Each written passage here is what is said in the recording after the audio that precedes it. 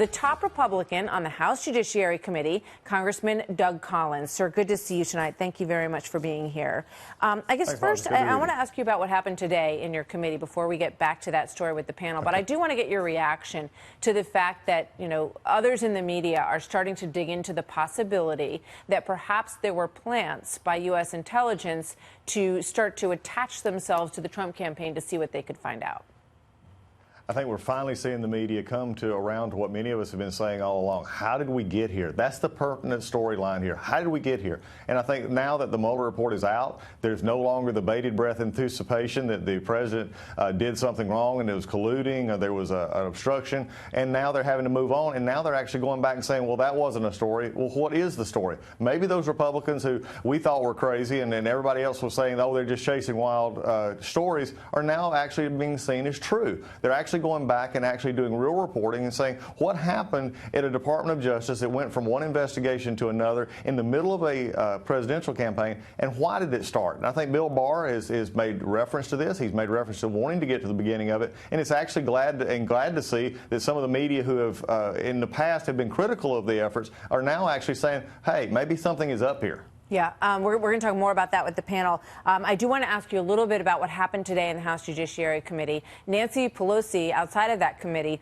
called Bill Barr a liar. He vehemently rejected that notion.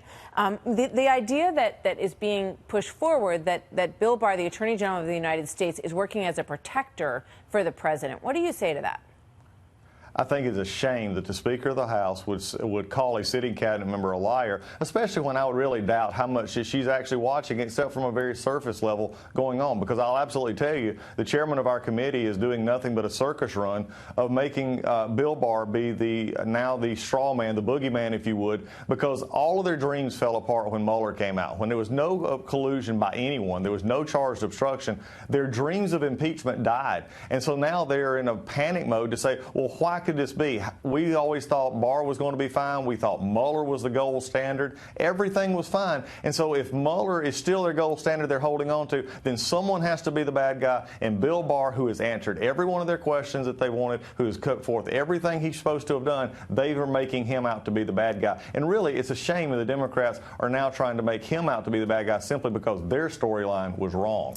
It's interesting that there was pushback today from the attorneys at the White House. Because, I wonder in this whole thing, I know Democrats obviously were disappointed with the Attorney General, but you wonder if they weren't actually more disappointed with Robert Mueller, because Robert Mueller did not deliver on obstruction, and when they read the report, they clearly feel that he should have. So the attorneys, including Emmett Flood from the White House, wrote a letter, sent it to Bill Barr on their analysis of the legal basis of the report, the special counsel's report. And in it, they talk about the fact that there are lines in this report written by the folks who put it together, who, the president has gone after a lot on Twitter as being unfair to him, and saying that they did not, in the report it says, we did not exonerate the president. Here's what Emmett Flood wrote. Prosecutors simply are not in the business of establishing innocence. In the American justice system, innocence is presumed. There is never a need for prosecutors to conclusively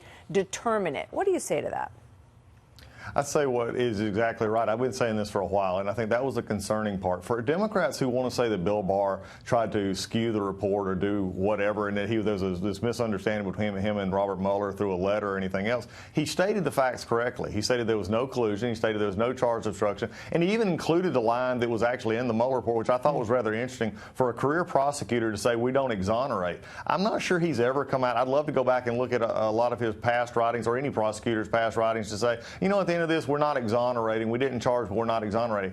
Emmett Flood is exactly right. Prosecutors are not in the business of exonerating. They're either finding enough to charge or they're not finding enough to charge, and they move on. This is a concern, and I think it's really interesting to me, though, for Democrats to play on this right now. They can't have everybody be the bad person here. They've got to at least hold out hope that they can find something in this report or something going along that they can actually take and make political haste so they can tarnish the president. So they can't make everybody the bad guy at this point. All right, so obviously Bill Barr did not show up at your committee today. You called it a circus in there, and you said that they were trying to make it look like an impeachment hearing of Bill Barr. What did you mean by that?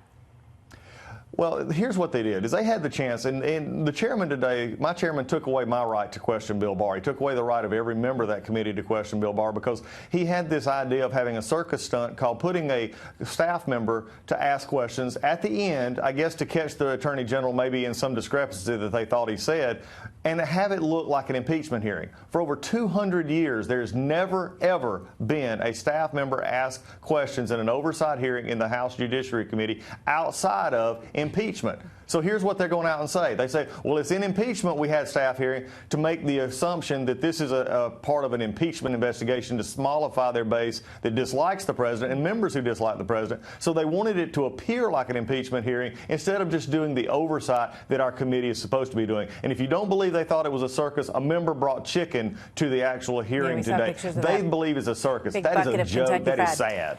Doug Collins, sir, thank you very much. Congressman, good to see you tonight. Martha, good to see you as well. Take care.